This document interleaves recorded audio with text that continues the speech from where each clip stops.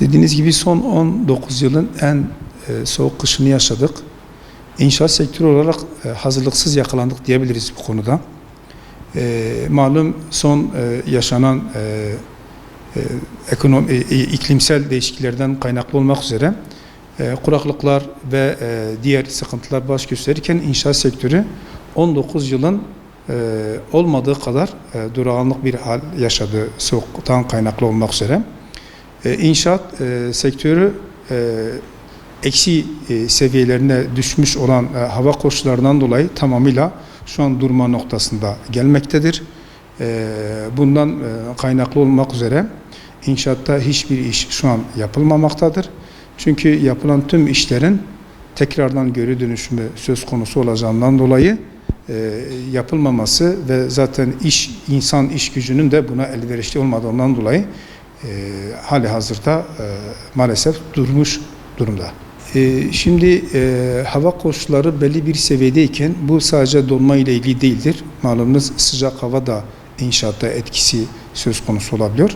Ama şu anki konumuz donma olduğundan dolayıdır ki bu hava koşullarında teknik olarak yapılabilecek bir şeyin çünkü eksi 17, 18 ve 20'lere kadar ulaşan bir soğuk hava şartları malumunuz vardır ki bu da bizim için teknik olarak yapılabilecek, önlem alınabilecek başka bir alternatifin olmadığını gösterir.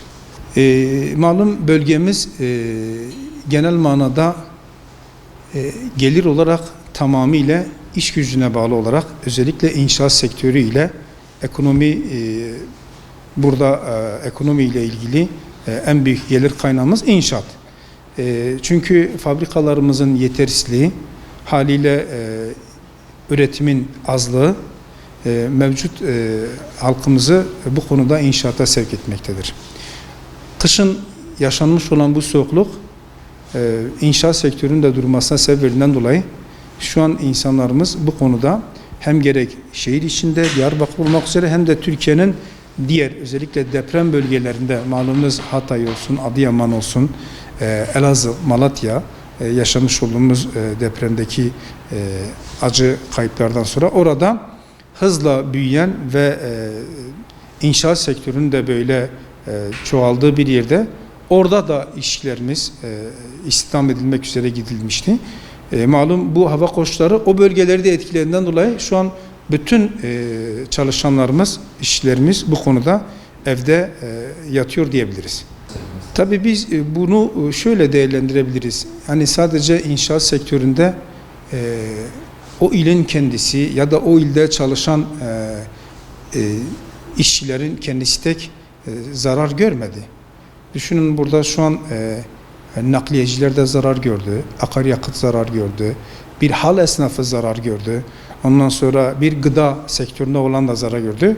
Çünkü hem direkt ve dolaylı olmak üzere bir lokomotifin işte çarklarıyla göz önüne alırsanız bütün sektör inşaatın durmasıyla zarar gördü diyebiliriz.